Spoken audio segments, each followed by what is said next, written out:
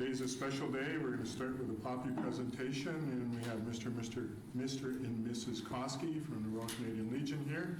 So, Shelley, if you'd come forward, and thank you for taking the time to be here today and to start the poppy presentation off. Good afternoon, Your Worship and Councillors. I'm here on behalf of the Legion. Gary Krasinski, who's president, is out of town. Shelley is the poppy chairman, so I will come up to the front first. Oops, sorry.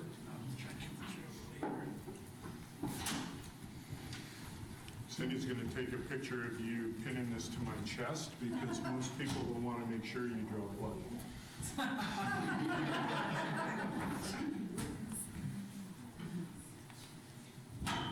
You are, Your Worship. Thank you. Appreciate that. I'm going to give you a donation for Shelley's poppy fund. Okay, thank you. Appreciate it. Councillors, Shelley and Ed will come around. I don't want to draw Thank you. Yeah. And as per, thank you, BC Yukon Command's instructions, we can't start publicly handing or selling or handing them out until the 25th. But you guys are okay because this is the way we do this. But after the 25th, it will be out to the public. Thank you so much. Thank you. Appreciate Thank you guys for having us. Thanks for coming. Appreciate your time. Thank you. Okay, councillors, we'd like to carry on with the meeting with the adoption of the agenda. Someone make that motion. Councillor Charlotte, Councillor Brooks Hill seconding. All in favor? Motion's carried. I'm sorry. Oh, okay. So we're going to have an amendment to the agenda. Do we want to read that before we? Okay, Teresa, if you could read that for us. The resolution states that staff bring forward a report outlining the costs, timelines, and legalities around initiating a community amenity contribution bylaw, which would allow staff to include the provision of amenities as outlined in the Local Government Act. So is there someone that would like to put that motion or add that to the agenda? Councillor Ryan, is there a seconder to add that? Councillor Cross, all those in favor? So we'll add that motion to the agenda and adopt the agenda. And where do we want to put this, Ms. Lowe? You can put it under, let's put under correspondence at 12A. Okay, let's put it at 12A. Should that be renamed correspondence and motions then, perhaps? It's That's fine. what they all go. Correspondence is anything that requires action, so it's okay. Doesn't everything require action? Well, some things are communications. But I thought we weren't supposed to act on correspondence that's in the agenda. Okay, so I'm going to ask again for someone to adopt the agenda as amended. Someone make the motion. Councillor Charlotte, Councillor Brooks Hill, all in favor? Thank you.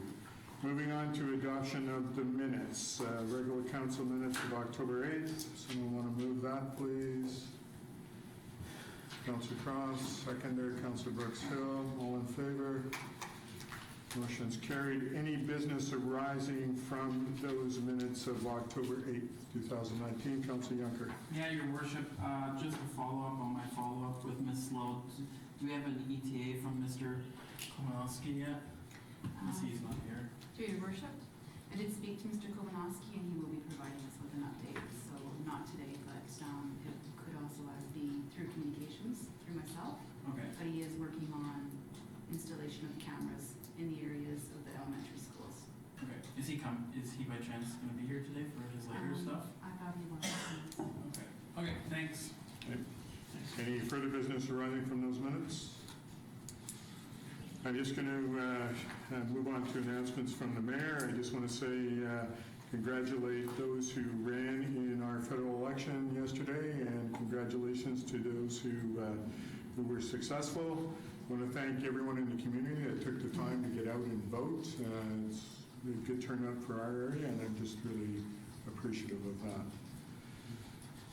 Delegations and presentations. Councilor Cross. Just in terms of announcements, if I might add something, just a big thank you to Ryan Parent and the Revelstoke Grizzlies for organizing a massive hockey tournament this past weekend. It was a big economic benefit to both the hotels and the community. And I understand that it was done pretty much on their own, so just a big thank you and a call out to them for that. Great, thank you. Mr. Dorrius, Community Futures presentation.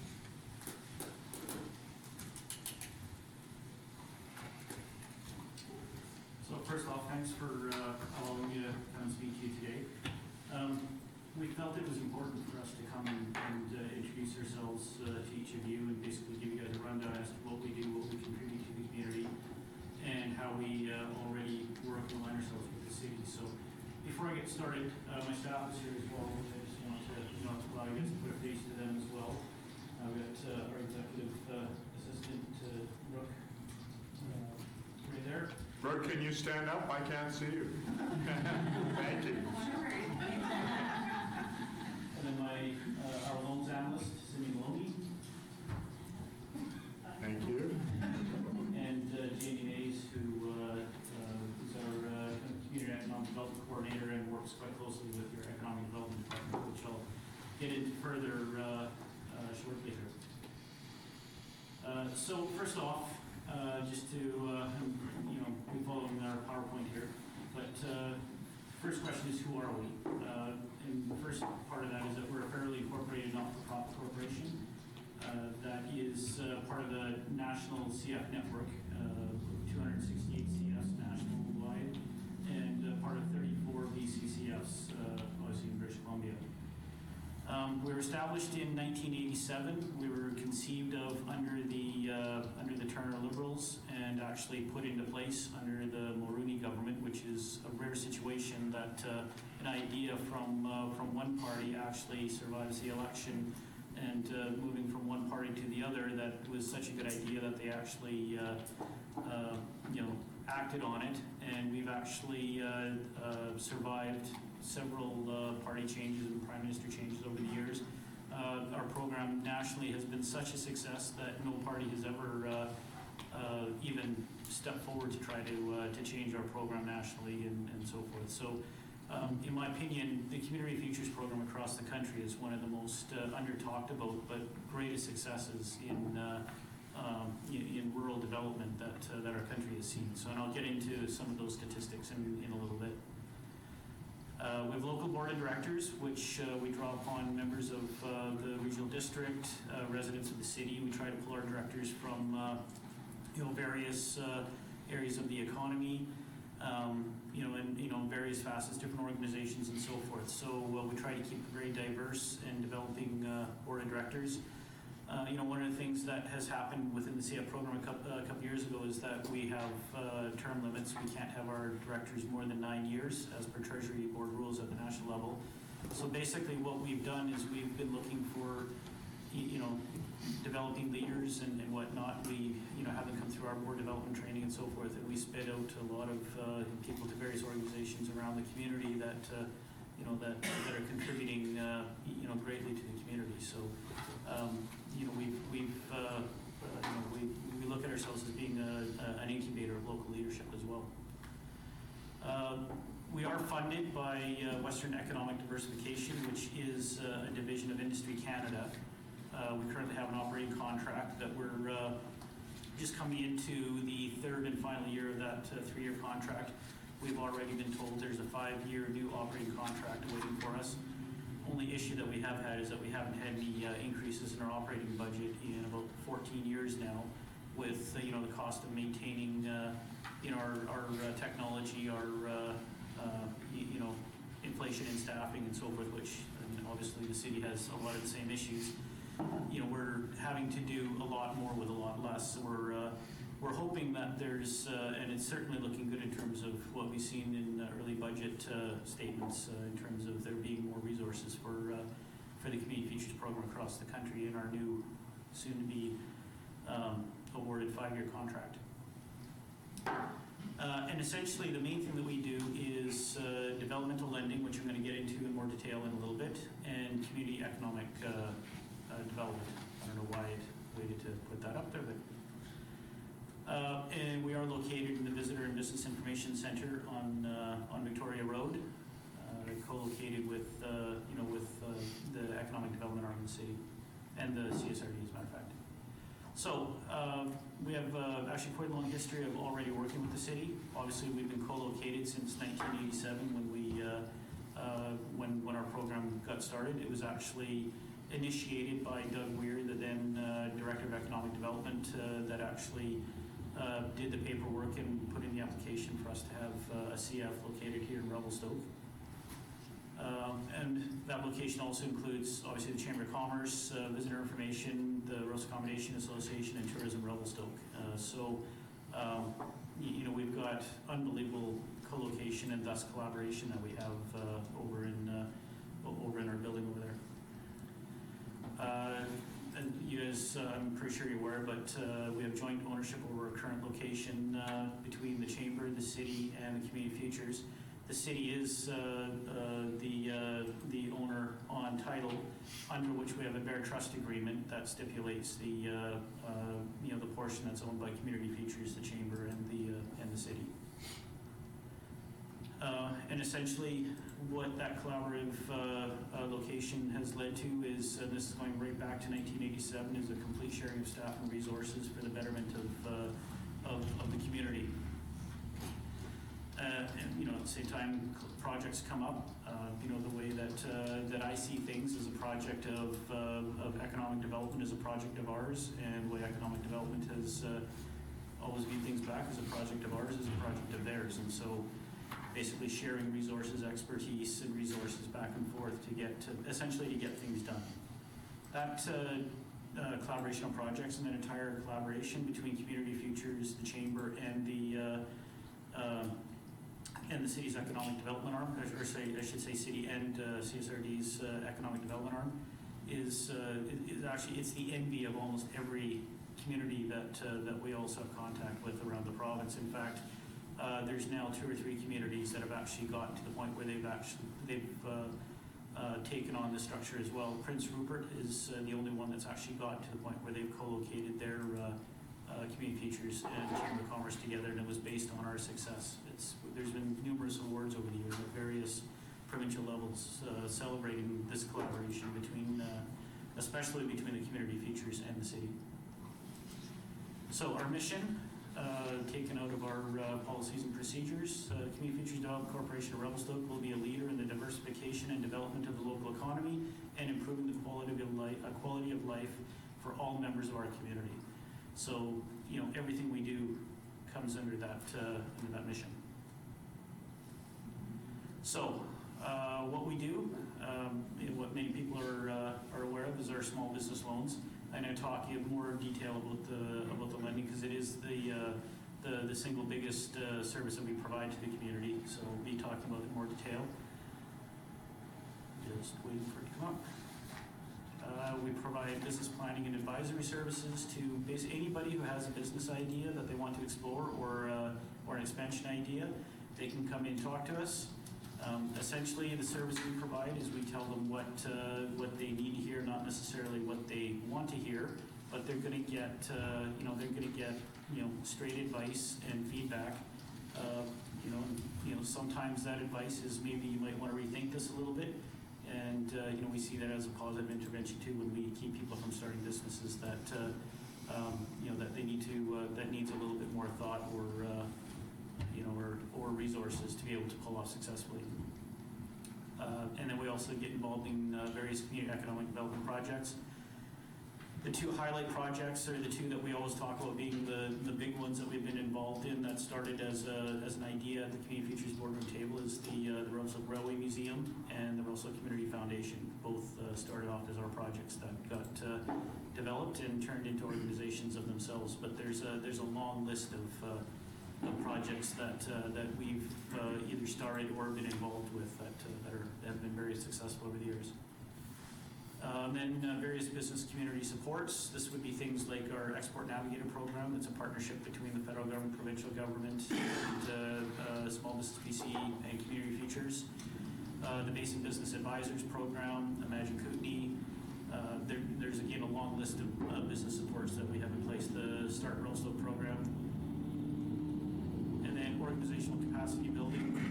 We have various not-for-profits and organizations in general that come to us wanting to get help with structuring their governance and setting themselves up.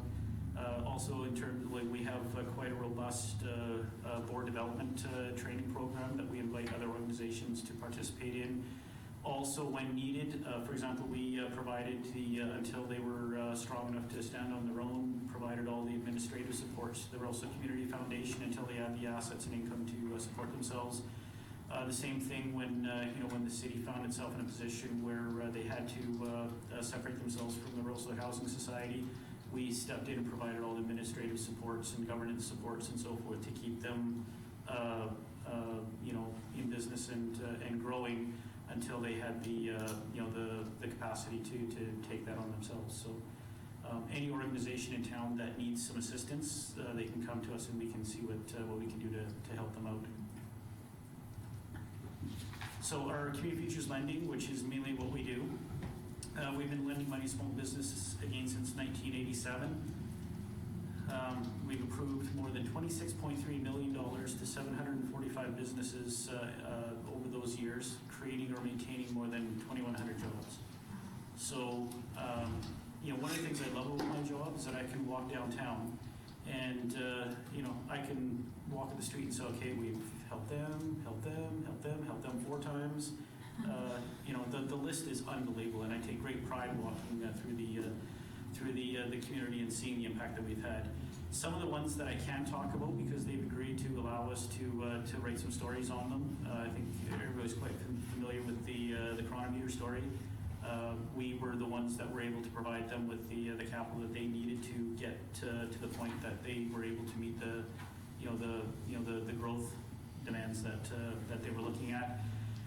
The former Nile water bottling plant is one that we're going to hear about more and more and more. In that, we took on a very risky position. At a couple of $100,000 that we invested in that business. With some criteria that it had to be packaging that was going to be not using single-use plastics, biodegradable packaging and so forth, which they're transitioning into that as well, especially with their bag-in-a-box, water in a box product. But it's a completely automated plant now that our couple $100,000 investment has actually led to $8.5 million investment that wouldn't have happened if we didn't sort of get it off the ground and give them that first little bit to get going. And last year, we approved 21 loans totaling $1.13 million. So we generally are in that, $1 to $1.4 million a year that we tend to be in. In terms of our decision making, we have no set formulas.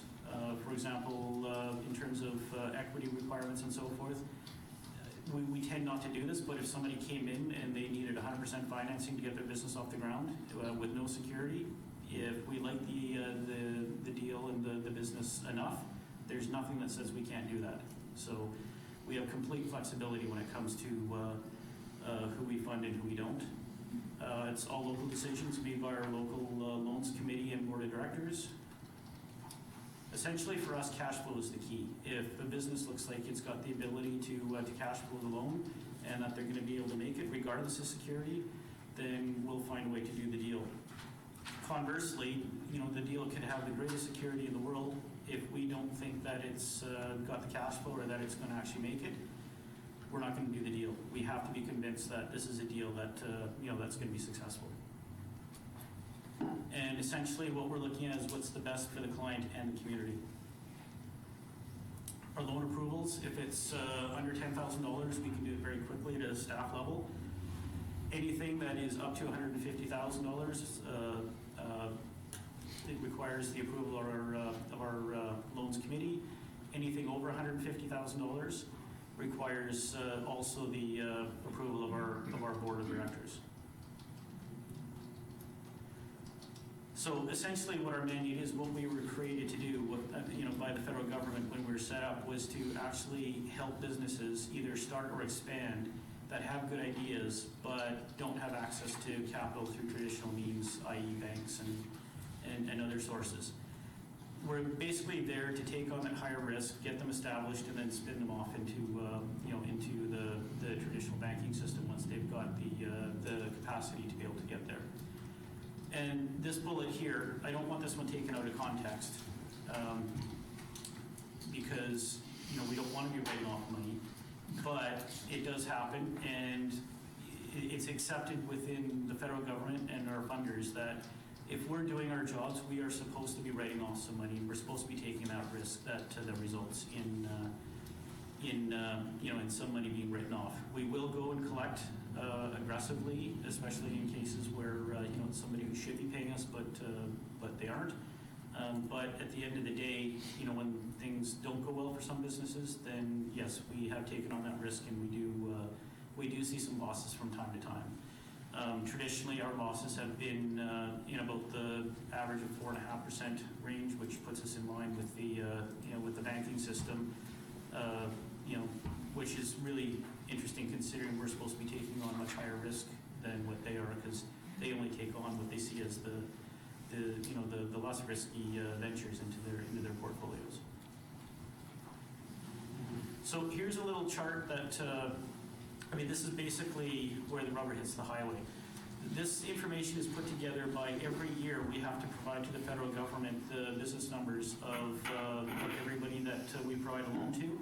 And then they basically track our progress by comparing, like using the business numbers and using the tax file information and Statistics Canada.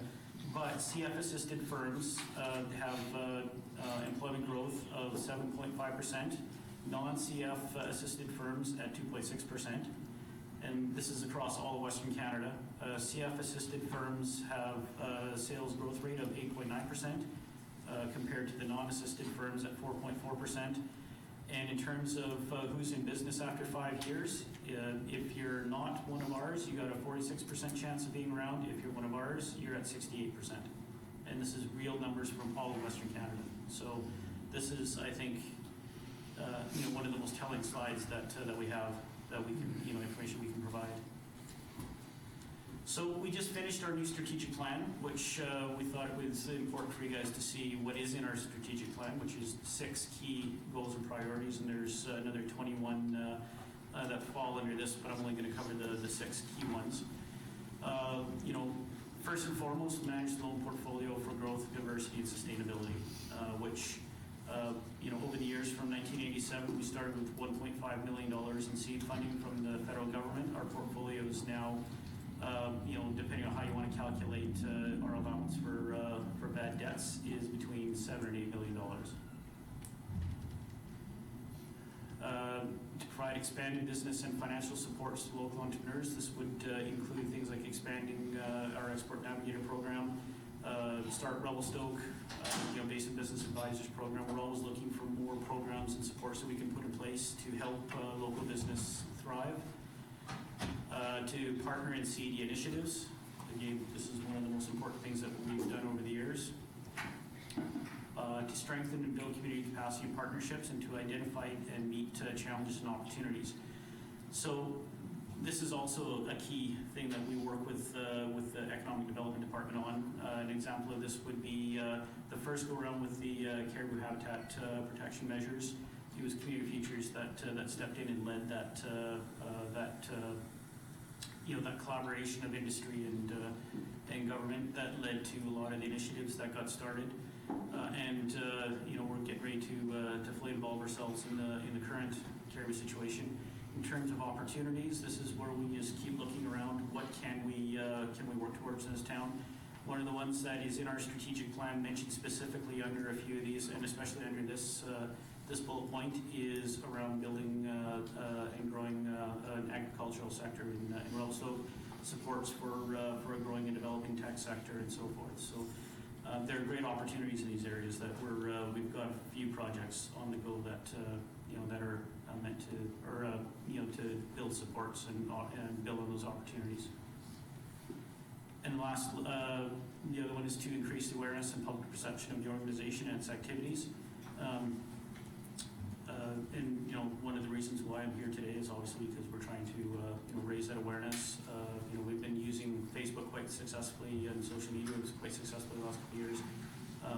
It was mainly Brooke's work, but we've gone in the last couple of years from I think 75 likes on our Facebook page to to I don't know what 500-600 about that. Yeah. And we are getting quite an amazing number of shares and reposts of a lot of our Facebook, LinkedIn, and some of the other social media outlets that Brooke is doing. You may have already heard some of our radio ads where we're starting to highlight the successes of a lot of our clients, and also the most recent ad that we have out there is the Spirit Revelstoke Awards, which is again another initiative of Revelstoke trying to highlight the great things that people are doing in this town to for the betterment of the town. So just a little plug, nominations are being received right now, and it's November 12th is the deadline to get your Spirit of Revelstoke nominations in. So everybody get your nominations in. And then the last bullet is to continue to be a self-sustaining and viable organization for the long term. This one in the previous strategic plans has always been to become a self-sustaining and viable organization in the long run. One of the things I can tell you is that we are the first community futures in Western Canada whose loan interest receivable each year, what we take in interest, not what's calculated, but the cash we actually take in, actually exceeds what we get in operating contract from the federal government. So we're actually the first CF in Western Canada that can honestly say that we are self-sustaining. So.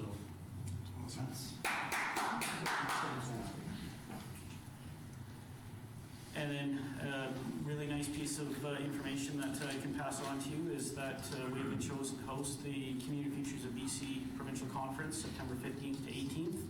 This will bring in 175 rural leaders, members of government, both politicians and bureaucrats from across BC. It's actually, I go to a lot of rural development conferences, throughout the years, both nationally, provincially, and so forth. These BC Community Futures conferences are some of the best that we have, the speakers that we bring in, and I'd like to invite each and every one of you to mark it in your calendar and make sure that you're able to come and participate in, in this rare opportunity to have this kind of a conference right in our own hometown. And that concludes my presentation, but I'd be happy to take any questions you might have about what we do and who we are and how we can work further together. Thanks, Kevin. I appreciate you and your staff taking the time to be here today to kind of publicize what Community Futures does. And we're appreciative of all the work that you do in the community, and are aware that you're kind of in the background, and if it wasn't for you, a lot of businesses would never even get off the ground. So we're appreciative of that. Councillors, any questions or comments? Councillor Cross? Yes, Your Worship. Kevin, just a couple of things I did math on while you were presenting. The first thing that I'm really struck with is apparently if someone's doing business with you folks for their business, you have a 47.8% increased chance of survival. 50% stronger chance of survival after 5 years is a massive statistic for entrepreneurs. What do you attribute that to? The biggest thing that we have people do is have them properly plan their business, properly think it out, and it's one of the things I said at the beginning. We tell people what they need to hear, not necessarily what they want to hear. In my days as loan development, there are people who really liked me, and there are people who really did not. And again, that comes down to, at the end of the day, when somebody comes in to talk to us about a business, like my livelihood, I mean, if we really messed up a lot, we wouldn't be employed. But at the end of the day, my livelihood is not affected by the success and failure of that business. Their livelihood is. And that's what the client needs to understand. One of the things that we pass on to our clients is that ownership over their success and failure is theirs, and we're going to lead them through the activities that they need to get through, the business plan initiatives that they need to have in place to basically do as much as they can to ensure their business success. So that, the biggest thing that we have them do is a fairly robust job of doing their cash flow analysis. Can I continue?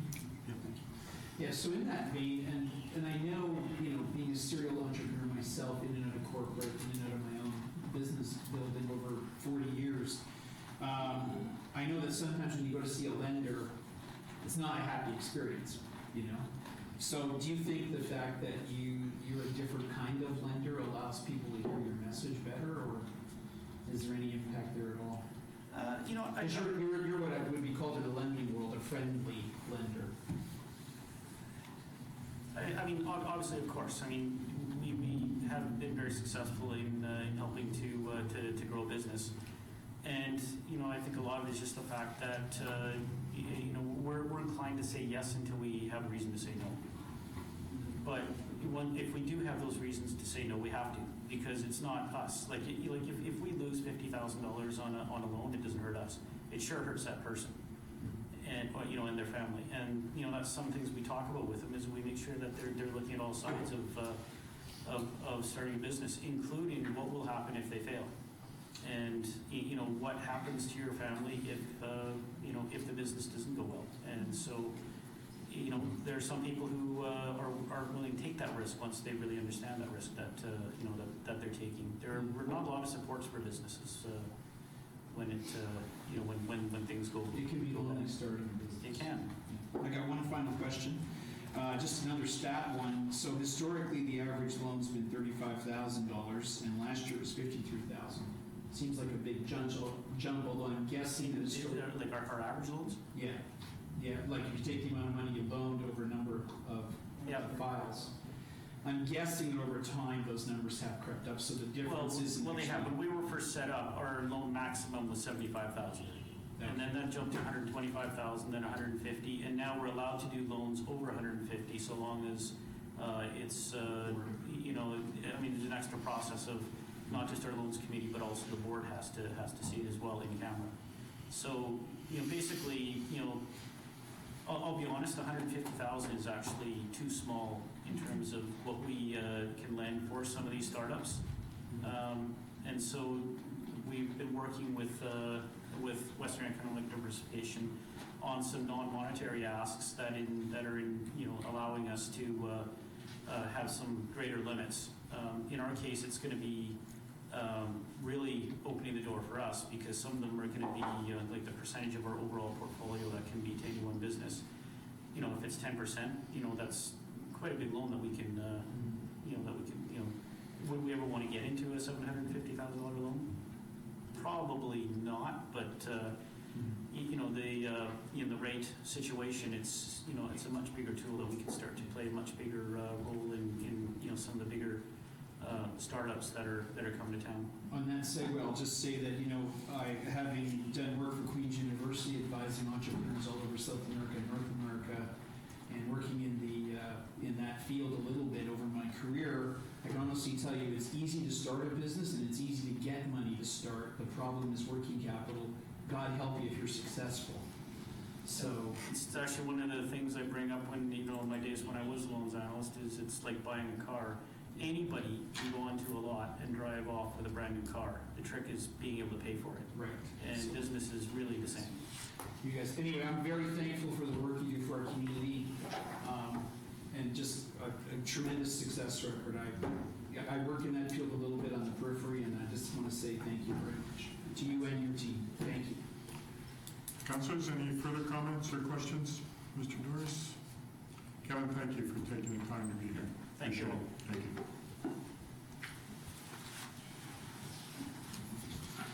Okay, we're going to move on to item 9A. So we want to put that motion on the table for me, please. Councilor Brookstone. The development approval procedures amendment bylaw number 2253 be adopted. So seconder for the motion, Councilor Cross. Any discussion on the motion? Councilor Yunker. Your Worship, I have a question. I understand the purpose of the bylaw, and it's good, but section 5.3 has an interesting, it says the manager or the council may request additional information as necessary to evaluate the application, including independent third-party review of the cost of the applicant. So this bylaw is now saying that essentially the council then can take from development services, and we ourselves could request a third-party review if we don't like something about the development then? Ms. Lowe, you care to weigh in, or Ms. Wade? Refer to Ms. Wade. Ms. Wade? The idea is that if we have to refer to a third party for review, for example, if we have environmental issues, like we would have some of the developments, we don't have the specific expertise on staff, so we would refer it out to a third party. That environmental review would then come back and that would be a cost to the developer so we can review it. So. Right. Did that answer your question? Would you Not require at all. council No, resolution? sorry. Pardon me? Would you require a council resolution? It says manager or the council may request in the bylaw, section 5.3. Oh, okay, okay. If I may. Sorry. So Please. we've done that before.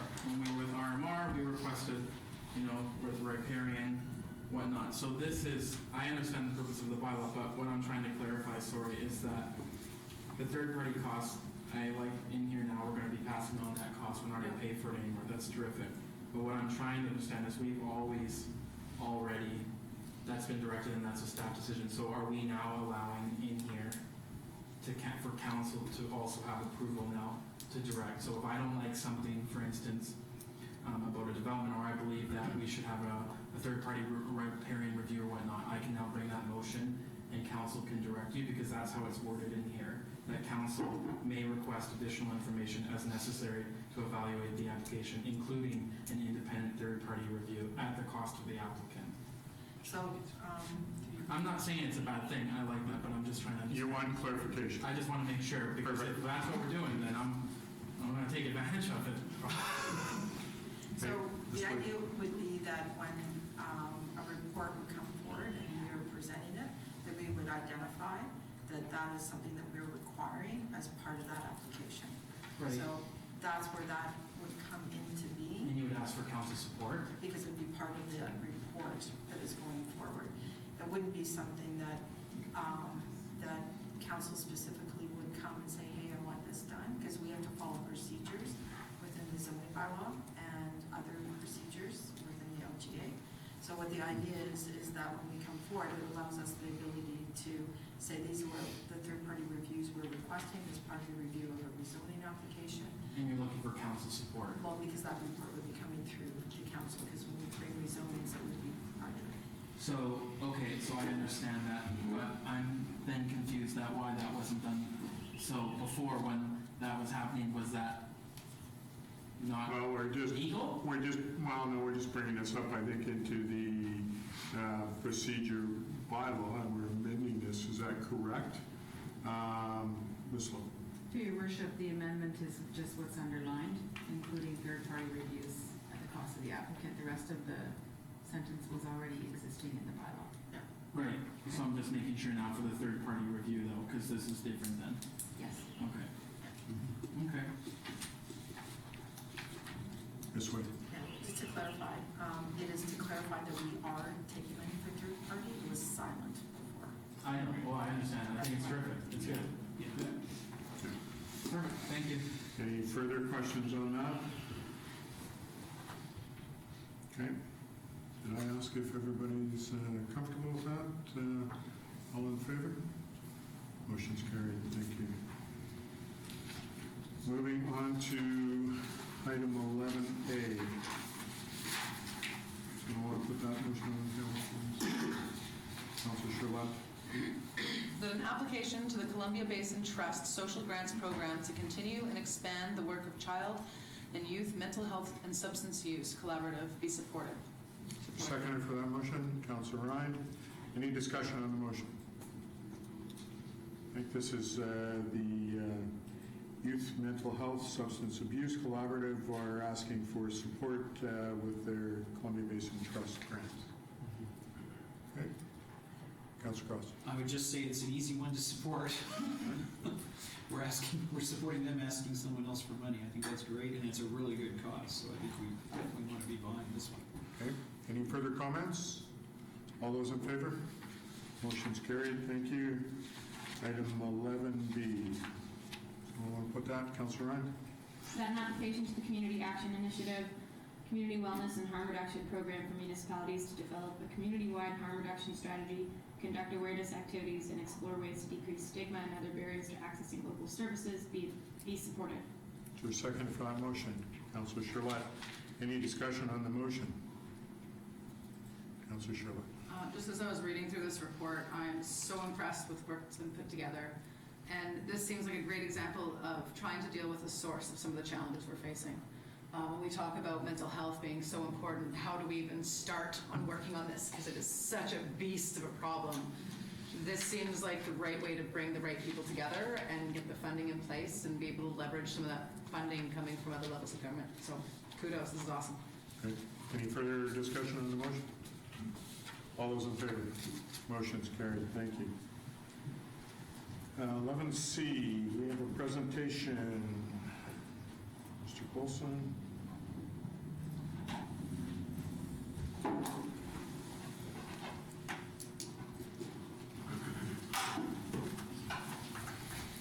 Worship, members of council, good afternoon. The first item I have is a hours extension and structural change application made by the Coast Hillcrest Hotel, file number LAQ 2019-808. We are off to 2100 Oak Drive. This is located just off the Trans-Canada Highway. I'm sure you're all familiar with the location of the coast. Zoning is for the C4A Special Highway Commercial District, which accommodates uses exactly like this, hotel, bar, and restaurant, and so forth. So I'll go through. There's a few changes here that are proposed. The first, I'll go through the structural change. Now, it's worth noting that the definition of a structural change is not the same as what we would consider a structural change in building services. This is not knocking down walls that are supporting that are critical to the building. Structural changes on the liquor and cannabis regulation branch side are things that are like that alter the layout of the inside of the restaurant and so forth. Not necessarily actual structural changes that involve the integrity of the building.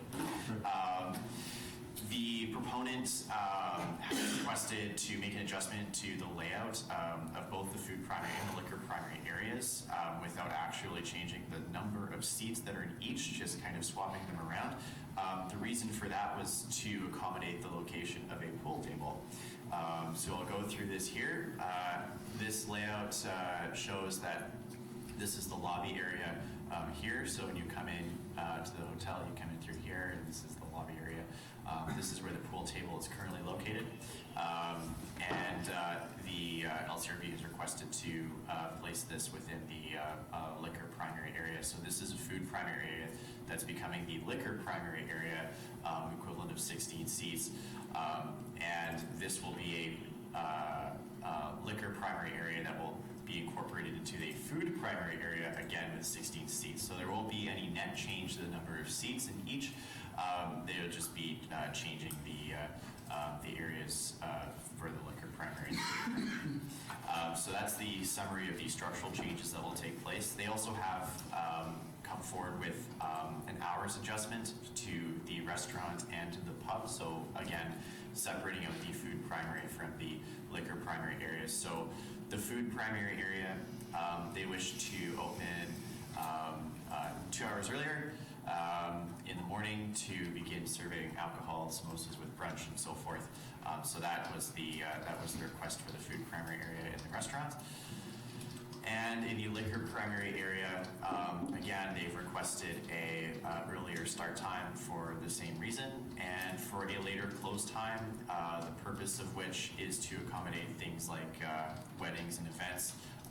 It was indicated to me that you normally close quite a bit earlier than this time.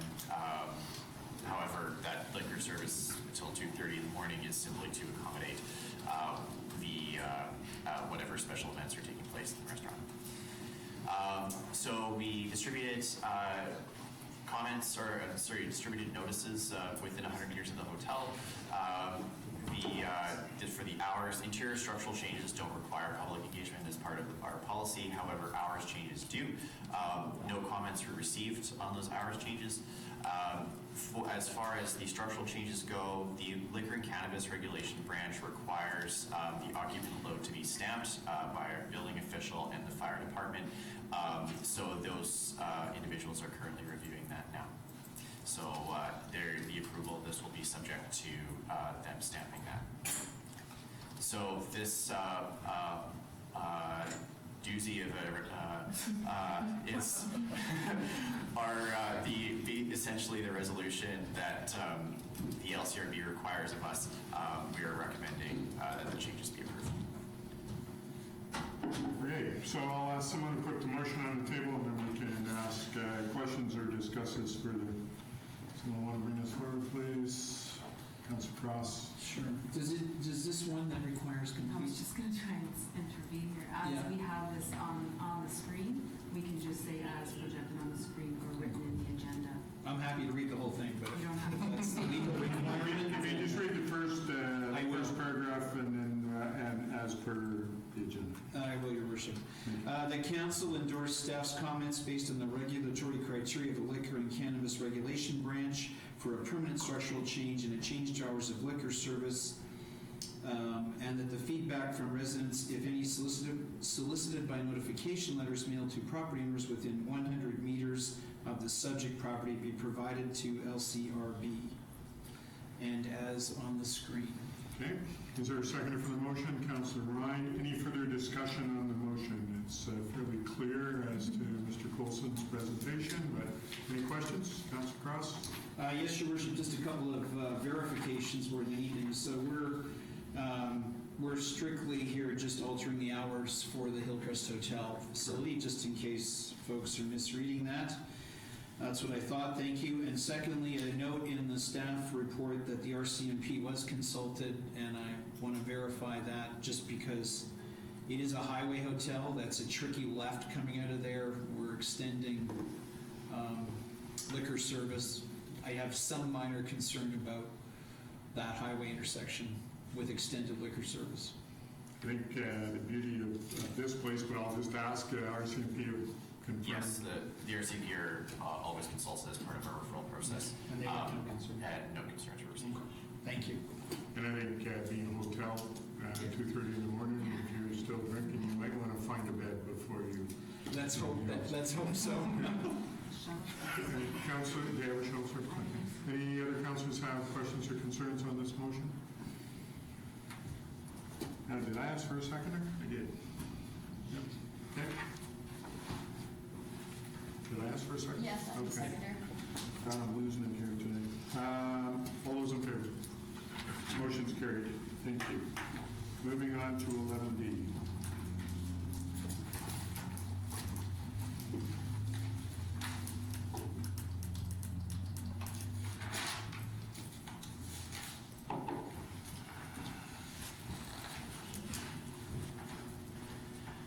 Okay, so now we are off to 113 2nd Street East, so just around the corner here.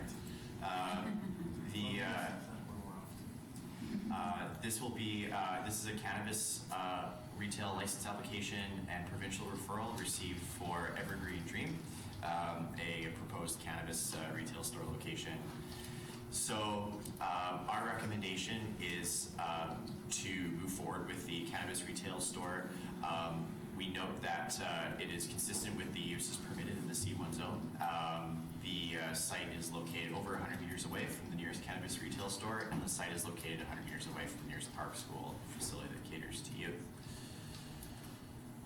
So the background on this is staff received a referral for a cannabis retail store from the provincial government on July 4th of 2019. The original referral letter that we received was for the establishment to be named Glacier Cannabis. However, the applicants have since changed their name to Evergreen Dream. And the proposed hours of operation on this application are 9 a.m. to 11 p.m. 7 days a week. So I'm sure you're familiar with it, given that it is on the same block as we are now. However, it is located at 113 2nd Street East, and as I mentioned, located over 100 meters away from the cannabis retail store and over 100 meters away from the nearest park, daycare center, facility that caters to youth, etc., meeting the buffer zones that are set out in the zoning bylaw. The site is currently zone C1, which is a zone that allows for the sale of cannabis through a retail store listed specifically as permitted use. This is our public comment buffer area on the map, and I believe you have it in the report as well. So notification letters were sent to property owners within 100 meters of the proposed retail store. This presentation, at the time of the presentation was made, we had received 3 submissions. We've actually received an additional one since then. So we've received 4 submissions with concerns with regards to the proposal. The 4 of them expressed concerns with regards to the hours of operation and the proximity to residential areas. Do we have a copy of it? I believe we have it over email. I don't know. There's 3. We have a 4th one. Ms. Lowe, I'll let you look for that while Mr. President carries on. So those are the public comments, and as you say, there's the 3 of the 4 are in the agenda. So our proposed resolution, once again, this is the resolution fulfills the requirements set out by the LCRB for staff and council to consider, and that the city provides a positive recommendation to the Liquor and Cannabis Regulation Branch in regards to this referral. Thank you, Mr. Coulson. Can I get someone to put a motion on the table, and then we'll discuss this? Councilor Juncker. Yeah, do you want me to read the whole thing? I can start because it's up again. The resolution? Yeah. Is that what you're asking to read? Yeah. No, you don't have to read the whole thing. It's on the okay. screen, so just start. Yeah. So just that council provides a positive recommendation for this referral to the LCRB based on staff's comments and on the regulatory criteria of the LCRB, and as noted on the screen. Thank you. Is there a seconder for that motion? Councilor Ryan. Now, any discussion on the motion? Yeah, I have a few questions. First one, I'm trying to figure out the address. So, because the building there, 113, has everything Revelstoke in the front of it, and then around the side of it on Orton is the empty part. Which part is it going in? It was indicated as Unit 1B, so it'll, I believe it'll be around the corner. Where it's empty right now? Yeah. But the address, because it's one business with just separate units, so it's... It's separate units, yeah. So everything Same Revelstoke's staying where it is. So it's actually going to be on Orton, though? I believe so, yeah. Okay, any, I've got the presentation in front of me here, so I can... okay, so we know it's going to be around the corner, kind of where the mustache was. Yes. So just clarifying, that's for sure, because I have been told everything Revelstoke was moving out of there. I saw a sign saying it was for these, but Well, the applicant's here, or if Michael knows, or I'm just trying to clarify which part is it going to... The applicant here in the crowd, I can't see his back. Could you please stand? Hi there. Could you just Used to be clarify? mustache space previously. Okay, thank you, Lisa. Appreciate that. Thank you. And then, Your Worship, if I can Yes, continue carry with on, ours. please. So just on the comments, is the 4th one the email that we received today? Because I thought that was related to the other one, or is this a different? No, you're right, that one was related to So there's just a new one that we just don't have yet? I don't know the answer to that, but I know the one that was received. Was related to the other one? Yeah, that's right. Okay, so just in regards to the comments then, just reading them out, Your Worship. I talked to Antoinette the other day. I understand her concerns and the neighbors' concerns, but was able to have a good conversation with Miss Lowe. And I do believe this is actually the right location because it is in the downtown core, which is our focus to keep commercial down here. And I believe that it's a little bit different than putting it on 5th Street in the middle of houses, whereas actually, as Ms. Lowe indicated, 2nd Street is actually just a continuation of the commercial district up to the community connections building. So I will support this. Okay. Councilor Cross. Yes, Your Worship. I'm glad we got verification it's on the side, but that building for me, like, it has a lot of windows, and even on the ordinance side, it has pretty big windows. I have some concern how this, putting this business here, which I understand would have to have blacked out windows to meet the regulations, that contributes to livability. I think when we get a lot of blacked out windows in our downtown core, we're not adding to livability, we're adding to a very different feeling. So I have a lot of concern about that, and I'm wondering if any other councilors share that concern. This is our what, fourth, right? Cannabis store? Yeah. I'll just finish my comment. I have concerns about the hours. I continue to have concerns. I voice that at every application. I think when we're butting up against a residential neighborhood, we should be giving our citizens better assurances that after 9 p.m. they don't have to put up with this, with the traffic. Even if it's well run, there's extra traffic. And lastly, I have some concern, although it probably doesn't relate to this application. I'm just going to say that with this being the fourth, I don't see these surviving. I think it's a business model that's got a million problems attached to it with low commissions, high overhead. You got to do $1.5 million a year to make this thing work. I have some concern about that, but that's not for this application. I'll just state that. But I do have concerns about blacked out windows, and I do have concerns about hours that I think we should be addressing as a council. Okay, so with the blacked out windows, I know there will be some, definitely some things that the cannabis people will want as far as security goes. And I would estimate that if the windows continue to be there and are blacked out, they're going to have some either wires around them or some sort of security within the facility itself. I'm not sure how they do that, but I'm assuming there'll be something. I think Mr. Coulson might have something on that. And with the hours, I get where you're coming from. I too have sat with some of the residents who have concerns about that. They're really concerned because they are in the C1 area. However, across the street we're into R2, and down the street is R2. The problem that's happening now with a lot of those residents is there's people who are coming into the commercial area who are parking their cars for the day in front of residents. And not only further to that, if hours are a long time, we're going to have those parked vehicles into the evenings as well, or people parking there if they can't find parking downtown. So those are all concerns of the residents of that area. Mr. Coulson, Ms. Wade, you're standing up. I'm assuming you've got something to weigh in. Yeah, we could potentially shed some proverbial light on this.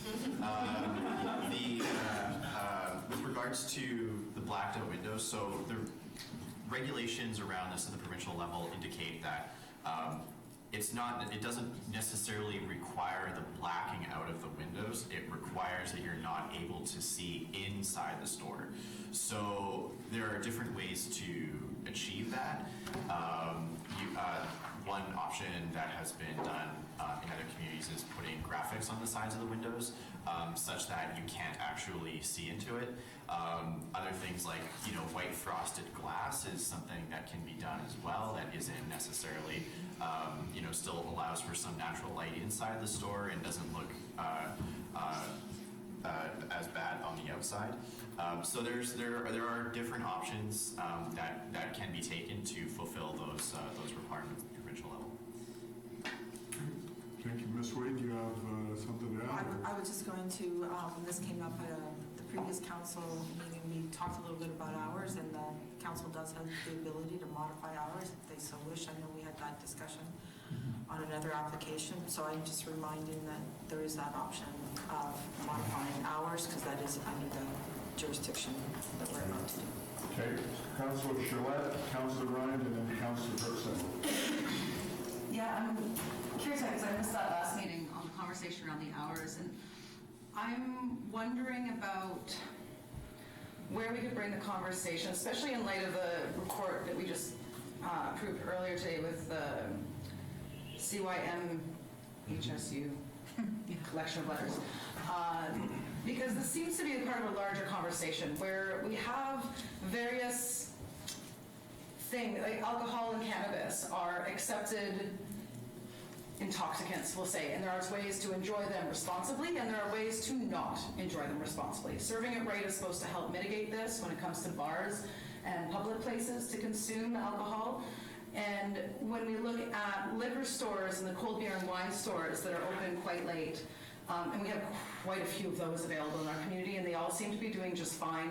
Some of them are located in residential areas. It seems to work out just fine. I would be interested to see the comparison there, and if there's something that we can do to mitigate that abuse of these substances, that we should be doing it across the board and looking at ways that we do make our community a bit more safer, healthier, secure, where we're not having people using our back alleys as washrooms, because that is a valid concern. Like, I've walked out the back of my store not that late in the evening to see somebody using the back alley. So to look at ways that we can mitigate that community-wide, not necessarily just on a particular cannabis store. Okay. Councillor Wright? I have no problem with this. That's all I'll say. I think it's fine, and I think the market will govern which ones of these businesses will succeed and which ones fail, and that's just not up to us. Councillor Brooksville. I had a question for Ms. Wade. So council can direct what the recommendation for hours to the province. Is this the only time that council can change the hours? Is at this stage in the process, or could in 2 years we come back and say, no, we don't like the hours for whatever reason? My understanding is that it's at this stage because you're approving the license and we're giving feedback to the licensee. Yep. And as far as, I think that if there was complaints, that's something that we could look in through enforcement. But right now we don't have anything because it's open till 11 o'clock, and we would have to go back and say that we want to modify our hours as we can as part of our policy for cannabis, which is something we brought forward, I guess, about 2 months ago, where we suggested that staff do another look at it, and we wanted to wait for another year just to see how the year went with the new policy, because it's been introduced. So we can go back and look at it as more of an overall arching policy, and do we need to amend our cannabis policy? Good question. Not a question, but a comment or a statement, what I'm thinking. So with the last application at the end of Second in Victoria, I was in favor of restricting the hours because it abutted a residential neighborhood. However, that was not the will of council, and in this case, I would be in favor of that as well. However, I'm a little torn because we did not restrict the hours on the other one. I'm not, in the interest of fairness, I don't see how we could then restrict the hours on this one, so. Ms. Wade, before just a moment, Mr. Cross. So I want to just make it really clear, if we were to put this through with the hours from 9 to 11, 2 months into this, after they were opened, which will be a while down the road, but 2 months into their opening time, there was complaints, numerous complaints from the neighbors in the residential area that we've got people standing on their front lawn smoking their doobie, and it's a concern for the neighborhood. How do we rectify that if it's at 10:30 at night and the seniors are trying to sleep? Good question. Right now, our policy is such that it's 9 to 11. It's in our business licensing, so we're approving it within that context right now.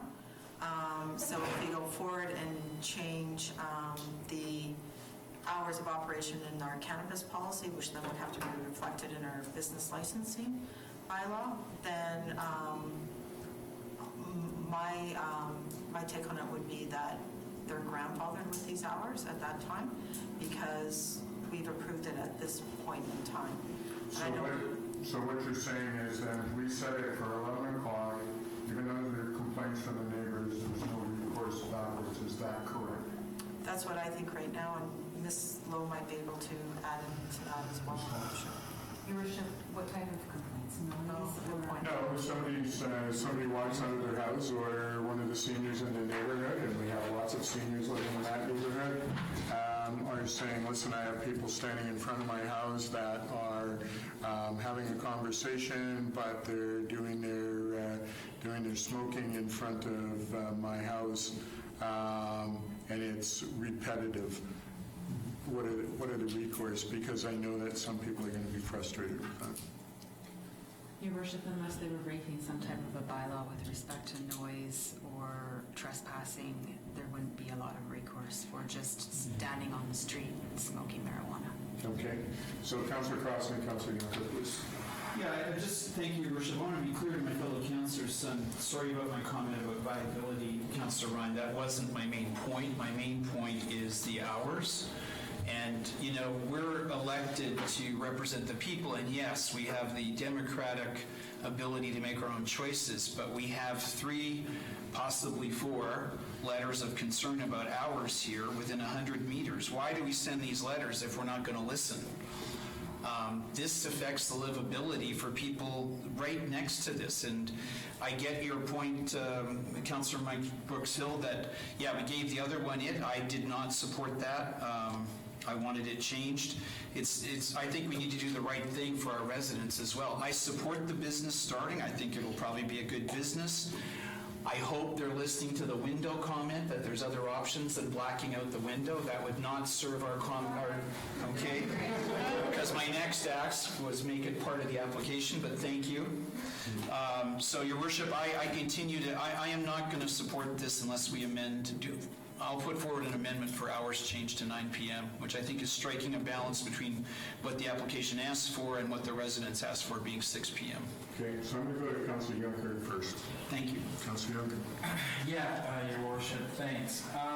Just a couple things about your comments about the smoking the doobies on the street. So I get your concern and what residents could be seen as a concern, but I think we have to be careful on walking a fine line here. Like Ms. Lowe said too. People complain because they, and I'm one of them, they don't like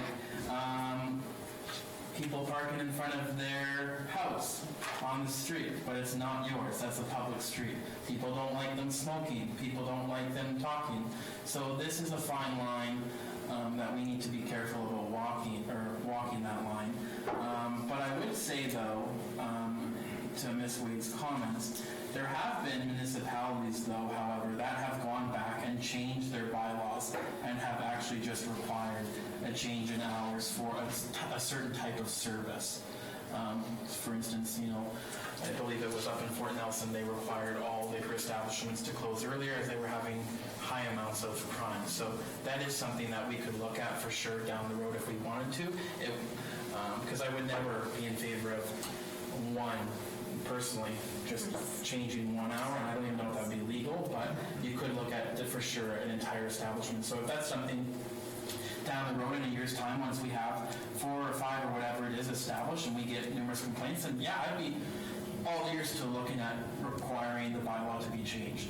Okay. And it would be fair levels. I appreciate that comment. The reason that I brought up the comment the way I did is because I want to make it quite clear to the public. Yeah. If we're going to approve this, we're going to approve it, it's going to go forward. Yes, people are allowed to do whatever on the city streets, and you're quite right. And if we do make the change, then the change will be across the board, where all cannabis stores would end up being chastised because of one sort of thing, if that was the case. Yeah. All right. So I've done all of those things, discussed that. Any further comments before I go back to Councillor Cross? Councillor Charlotte. I'm curious as to the wording of the notification letters. What expectation are we setting with residents, and what kind of feedback are we soliciting specifically in these letters? And Ms. Wade, can I go to you for that, please? They're fairly standard letters that basically talk about the operation of the hours, the location, the use, and just if they have any comments to come forward. Did I miss anything? It's worded as an invitation to comment, essentially. It's worth noting that it's similar but not identical to, say, a development variance permit, where that wording is like set out in sections 498 and 499 of the Local Government Act. This is something that's more of as per our policy, an invitation for you to provide written submissions to us for consideration. So it's a pretty standard generic type form where it's allowing people to make comments of any nature. Perfect. So then, in my understanding then, this would be looking for comments on, hey, you guys missed, there's a child care organization working out of this house legally, or something that would be interfering with the lawful operation of that business, I suppose. Like, because, yeah, the comments about, well, we don't like that it's next to residential, totally fair, but it's zoned C2. Like it, But it's an invitation for residents to comment on how they're being impacted by that. Yeah. right. Fair enough. Okay, any further comments? I'm going to go back to Councillor Cross. Councillor Cross had indicated he would like to amend this motion with the change in hours. Is that still correct, Councillor Cross? That's correct, Your Worship. You want to put that motion on the table, that you amend the hours?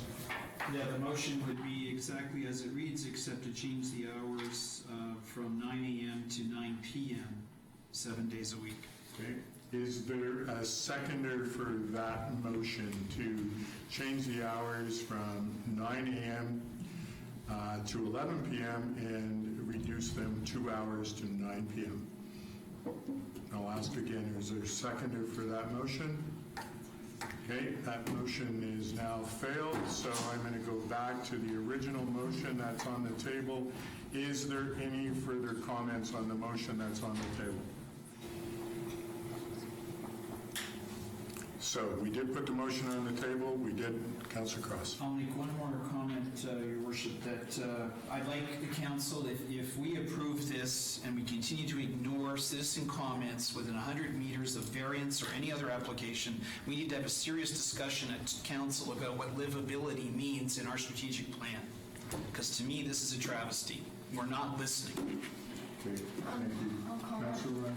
I think, I hear your point, Councillor Gross. I think it is important to listen to those recommendations. Given that in 100 meters, there's several more than 3 people who could have commented, I think it's probably a pretty small number that has chosen to take that invitation. And their concerns, to me, I mean, I'm not a frequent marijuana user, but I don't think, I have several friends who are, and I don't see them being the type that would just light a doobie up right after purchasing weed, marijuana. So I just don't think that the concerns are necessarily from a standpoint of people who might have been more familiar with the use and you know what it's like. Like, I don't see them using right outside of the store. Thank you. Councillor Bergson. To Councillor Cross's comment, I think this is quite different than a variant sort of change of zoning, in that this is an application for a business that this particular place is zoned for. Council has bylaws. This is exactly following council's bylaws. And so it's different than changing a use. This is an accepted use in this place. Councillor Cross. And I would just kind of reply to that. I get that. I think we've got the cannabis thing wrong. We're all learning that cannabis is what we need to do. I don't have any fundamental fears, but I'll ask my fellow councillors this.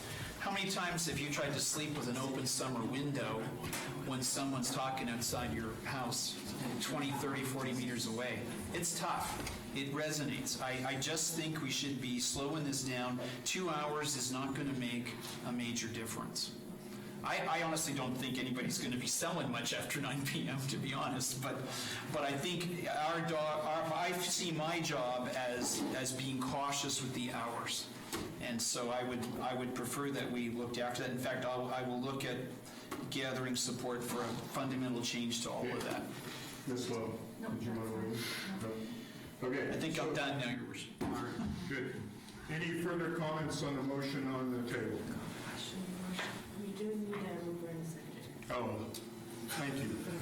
clarifying. So will someone move this motion forward? I apologize, I thought we did that. We just don't, do we have a second? We did that first. Cindy, we got a motion first and second? I think so. Yeah. The computer's dead. Okay. I moved it. We do. Okay. Your worship. I don't remember who seconded it, but. We do. I thought Jackie did. Sure, I will. Okay. You just need to call the question. Okay, I'm calling the question. All those in favor? Opposed? Motion's carried. Note Councillor Cross is opposed. Your worship, Yes. Could I make a little bit of an announcement to everybody? Yes, you may. Just to let everybody know that the power Is out. It will not be coming back on again, probably until ever. No. Until later on in the evening. Crews are dealing with a major gas leak right now up on 5th Street. So we have the gas off at this point and are just trying to determine the damage and how long it takes for the gas to come on. I'm waiting for a call on that. Okay, thank you. Councillor Ryan? If there's no motion on the table, can I write a motion? Yeah, well, let's take a 5-minute break. And Yeah. we'll finish the resolutions. So is that, Don, is that Fortis dealing with that? They turned it off so we don't have a fire.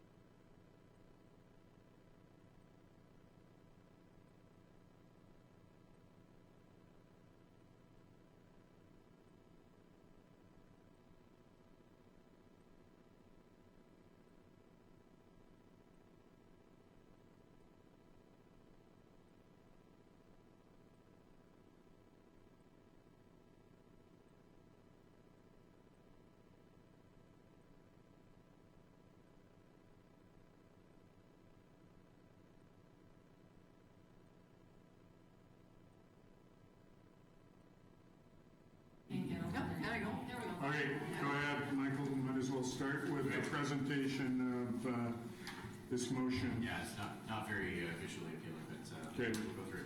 So we're off to 204 First Street West. This is the cannabis retail application for Revelstoke, CAN file number CAN 2019-04. So our recommendation is to approve the proposed cannabis retail license and for council to provide a positive recommendation to the Liquor and Cannabis Regulation Branch. The staff notes that the use is consistent with the permitted uses listed in the C1 zone. A variance was granted to accommodate this cannabis retail store within 100 meters of another cannabis retail store. And the site is located over 100 meters away from the nearest park, school, and facility that caters to youth. So the background on this is that city staff, we received a referral from the Liquor Cannabis Regulation Branch on April 2nd of this year. As the proposed location is within 100 meters of an existing cannabis retail store, the applicants sought a variance to relax this buffer, and that variance was granted on August 13th of this year at the regular council meeting. The variance brought the permitted buffer area down to 8 meters.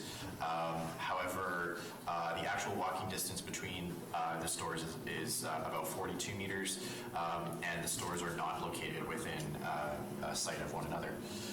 The proposed hours of operation are 9 a.m. to 11 p.m.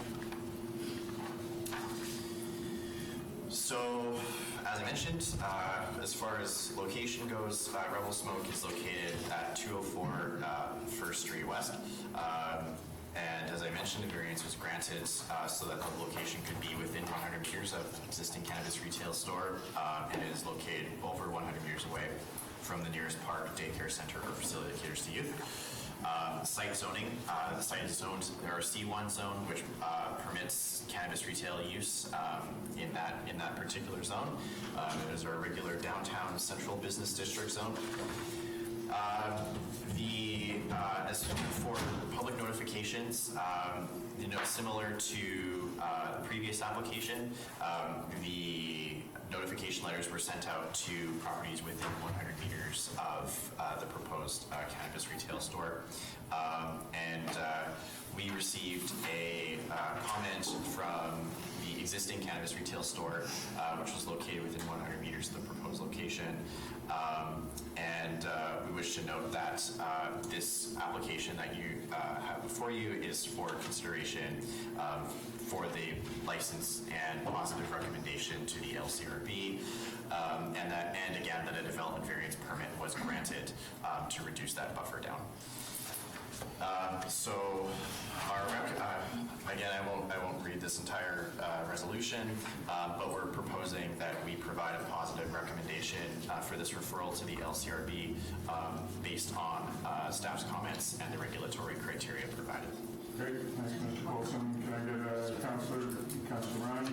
This on the table. Yes, I guess I'll read the whole thing since we don't have a projector.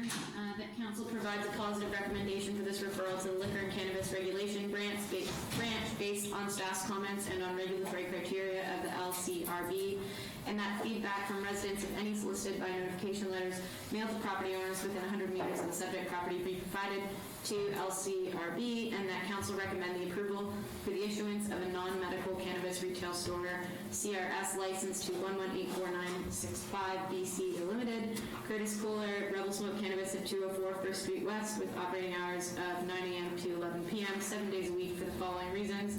The location of the establishment is consistent with the official community plan and zoning bylaw, and that the planning technician's report dated October 7th, 2019 be provided to LCRB as background. The second for the motion, Councillor Juncker. Any further discussion on the motion? Councillor Juncker. Yeah, Your Worship. Well, first of all, I'll be supporting this as we already granted the variance. It would make absolutely no sense not to support it now. Second of all, just wanted to respond to this one public comment here from Summit Cannabis, who I see is not here. A couple things. I don't appreciate, and I'm just speaking for myself, but I don't appreciate receiving an email basically threatening the council are trying to intimidate us with legal action into making a decision. So that's my first comment. Second comment is when he talks here, or whoever this is, because they just say Summit, they talk about the lower margins and the typical retail and operating cost and whatnot. Again, invalid argument, just in my opinion, isn't not aware of other businesses. Mine's actually much lower than the cannabis retail margins. And lastly, as well, I would just like to note with the survey and what your council, the bylaw that you had passed, your worship, the previous council, we actually had more people come out and complain with letters and people here against this one that we approved, Summit Cannabis, than we actually had for Revelstoke. We had more people supporting Revelstoke, which is a locally owned company by locals that have lived here for a long time, you know, working hard.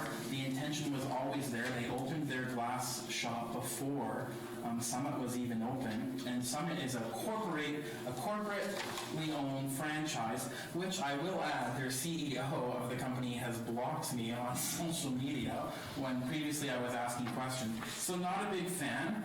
And so I would urge the council to support this and support a locally owned business and do not give in to corporate intimidation tactics.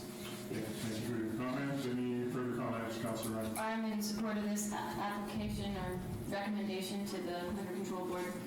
Any further comments, Councillor Cross? I still have concerns, Your Worship, about hours, but given that it's in the downtown core and it's not butting up against an R1 or an R2, I'm not going to vote against this motion, and I think we made a decent decision here with the variance in the first place. Okay, thank you for your comment. Any further comments? Okay, I'm going to ask the question. All those in favor? Motion's carried. Thank you. Thank you, Ms. Wade, Mr. Colson. Appreciate your presentation and your time to work on this. Hey, can I just ask a question, Your Worship? Yes. Good job, Michael, by the way. I love traveling to our yeah, where we're going. Capital plan, I thought I saw something in there about aerial mapping. Is that on the, because I observed with when we were doing the Coastal Hotel, there's not even a picture of Bagby Brewery that's been out there for a while. Is that in the plans? I thought we had put money aside for that. For BOCP update, and I know that engineering has some mapping in their budget. Okay. And then we're looking at all that in the OCP budget because it wasn't, to the best of my knowledge, that was anticipated with the OCP update, so that's. Okay, perfect. Mr. Colson, do you have a comment? Also note that the aerial imaging that we use is as of 2015, 2016. Right, that's what I mean, so it's updated. Yeah. Thank you, guys. All right, we're going to move on because the hour's getting long and we'll lose some light here. So if someone would like to put item number F1, please. Yeah, can Your Worship. That Revelstoke Mountain Resort is authorized to set off professional grade fireworks on December 31st, 2019. At 1900 hours on January 1st, 2020, at 0 hours at the Basin Revelstoke Mountain Resort, located at 2950 Camosi Road, following any terms and conditions relating to life safety as determined by the fire chief, and that Revelstoke Mountain Resort follows all requirements of the Federal Explosives Regulations 2013, Part 18, display fireworks. Seconder, Councillor Sherlett. Any discussion on the motion? I think we all appreciate the fact that RMR is continuing to have fireworks in our community, and it's a safe venue. Anything further? All those in favor? Motion's carried. Thank you. Moving on to item G. Someone put that on. Councillor Juncker. Yeah, that the purchase and installation of a second mechanical bar screen at the city's wastewater treatment plant be approved in the amount of $478,300, GST excluded, and phased over the 2019 to 2020 budget years. Seconder, please. Councillor Sherlett. Discussion on the motion. Councillor Juncker and then Councillor Ryan. Yeah, Your Worship. This particular item I will be supporting, and I agree it's a necessary thing. I'm shocked that we haven't, or previous councils didn't add this. As indicated here in the report by the operations manager, the risk of not having this is quite severe. It was also planned for, although to give credit to previous. So, yeah, no, it's a good thing. I'll support it. Redundancy is always good. Councillor Ryan. I'm just wondering if the existing screen has failed or needed maintenance and caused any issues to date. Your Worship, it has. We've been offline a couple years ago for maintenance forced maintenance, I'll call it. And whether it directly caused odor issues, I can't say.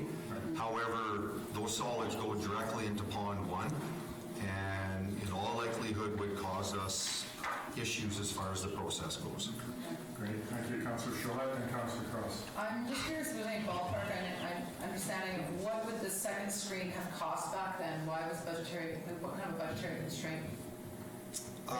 In 08, and excuse me if I don't 100% recollect this, but it wasn't on my bailiwick, so to speak, at that time. Right. But it would have been substantially cheaper, probably by about 40%.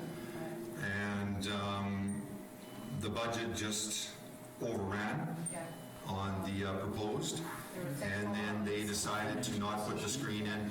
And we've been beating this drum for a few years internally, looking to get this screen done amongst, our civil tech's been on it, our utility operators have been on it. We just feel that, the reason we delayed it to some degree is because we haven't seen that development. Now we're seeing that development with hotels, strings, plastics, all those things cling on for odor issues. Yeah, fair enough. Councillor Cross and Councillor Ryan. Yes, Your Worship, I would just state that this is an excellent initiative by the city to protect us against risk. Environmental degradation, odor, quality. This I fully support. I know it looks like a big price tag to the average citizen, but it's in there, and this is a good expenditure for our community. Good. Councillor Ryan. I was just curious if us buying the equipment instead of a contractor doing it, does it exclude us from any kind of warranty? It does not. The only risk we, as it states in the memo, is this basically the storage. Yeah. And then once we find a vendor to install, they assume all responsibility for that equipment. Okay. And so the fact that, okay. That's good. I think I have another question. Okay, Councillor Brooks Hill and back to Councillor Ryan. Would this money come out of sewer fees or general taxation? Mr. Komanowski or Mrs. McCabe? Your Worship, since I've seen Mrs. McCabe shake her head, yes. Out of sewer fees. Sewer fees. Ms. Ryan, do you have anything further? Sorry, I'm just trying to read my writing in the dark and I'm pretty blind. I was just curious. Councillor Juncker, while we're waiting. Yeah, so to Councillor Brooks Hill's question, is this going to impact now on the sewer rate hike last year? You had already indicated it needed to be an additional 5% every year. I believe was it 5 or was it 10? It was 10. So is there planning now for a further increase then on sewer fees then if we're approving this? This was included within the budget last year, in the capital budget, so this was part of those numbers. Exactly. Thank you. That's what I read too. Great, Councillor Ryan, did you find your question? Yeah, I found my question. I guess the only thing is it sounds like us buying it ourselves, we save $65,000, but we will have to pay PSD, which we wouldn't pay if we had had a contractor purchase it. Is that right? Your Worship, I believe that's correct. Okay. Any further questions? I'm going to ask the question. All those in favor? Motion's carried. Thank you. Moving on to the second public works item, H. Someone want to put that on with Councillor Juncker? Hey, Worship, that the purchase of a single engine-driven central fuel sewer cleaner mounted on a heavy-duty truck chassis, Vector truck, including attachments and warranty, be approved in the amount of $381,741 plus taxes. Second for the motion, Councillor Charlotte. Discussion on the motion. Councillor Juncker and Councillor Cross. Yeah, Your Worship. So I've had some concerns over this one, though. I do note that it was planned in the capital project list, but a couple questions that I couldn't find in the report. So first thing I noted was the truck is only approximately 7 years, but there was no indication of hours. It was indicated about maintenance fees, but not the cost. So I did my own homework, and that's why I'm looking for those answers. As Sam and Arm recently just replaced theirs, but it was a 14-year-old truck. And I looked at the life expectancy from Township of Langley, Maple Ridge, Coquitlam, and they all seem to get 12 to 15 years out of their trucks. So I'm wondering why we're only getting 7. And then if we can answer on maintenance costs over the last 2 years that says what's indicated in here, as well as the hours. Okay, so I'm going to go to Mr. Komanowski in a moment, but I just want to make a statement that I think that this vacuum truck that we have is used in more applications than I've seen any other community. They've helped me in digging things at the cemetery when we have actually ground that we can't get through. They've done incredible things with some of the gravel that seems to get into our stuff, and they're able to help with some of the digging where backhoe can't get in. Having said that, Mr. Komanowski, anything further you'd like to add regarding the wear and tear on your machinery? Yes, Your Worship, and thank you, Councilor Yonker, for bringing those things forward. There is different variabilities on life cycles, and when we purchased this truck, we were hoping for 10 years. However, we have seen some abnormal wear on this vehicle. The fan is a big item, and it's wearing substantially. It's something that we're going to have to repair irregardless before we trade it in. It does have 10,000 hours on it, and we won't be, if we order this truck, we wouldn't be getting it till well into 2020. So we would be using it for approximately another year from the time we had started looking at the vehicle. Last year alone, we spent $45,000 on maintenance on this truck. And that was of concern for us, considering it's at its peak for trade-in cycle, which is 145 as the memo states. The longer we hang on to this truck, the more we're going to spend on it, and the less we're going to get on trade-in value. We purchased the truck originally for $308,000. Getting close to $150,000 for its replacement is a very good bargain for the city, in our opinion. This truck is used on a response basis. I'm not sure on what other communities are using their trucks exclusively for, but this truck needs to respond within 30 minutes. That's kind of our protocol. We have no other vehicles to rely on. We can get contracted trucks from Salmon Arm and Kamloops. When this truck was down, we spent, on average, 18 and 19, we spent $15,000 a year on contracted services when it was broke down. So last year, probably close to $70,000 with contracted services and repairs on this vehicle. Does that answer your question, Councilor? Yeah, I was just going to follow up, and thanks for that. I just wanted to ask, Mr. Komanowski had mentioned the fan needs to be replaced prior to the trade-in, so what's the approximate cost going to be of that fan then? Your Worship, we're uncertain at this point until we knock it down, but we're seeing considerable wear on the cowling. So the cowling is what shrouds the fan itself. So just that shrouding is probably around $3,500, but we're not sure what we're going to find when we take it apart. So would it be safe to say maybe 10,000? I would say that would be a reasonable guess, but I don't want to say until we take it apart. But yes, I would say it would probably be at least $10,000. And sorry, can I just follow up on that one? Yeah, one more. So that's approximately $55,000 in the last, let's call it a year and a bit, then for maintenance fees. So, but with all those maintenance costs then, were those major overhauls, are those all, because like these machines, I'm not an expert, but there's only a few things that actually would have the major wear and tear, the fans, the pump system kind of thing. So I know you can never expect what's going to break down, but you kind of know as you go along what you're going to have to replace your snow tires, you're going to have to replace, so your best guess, is there more major components, like you identified the fan, is there other things we're expecting to fail as well? Your Worship, no, we do coolant tests, we do oil samples, which we do on all of our fleet on a biannual basis, so we can see filings, etc., if there's going to be suspected problems, and we can budget accordingly.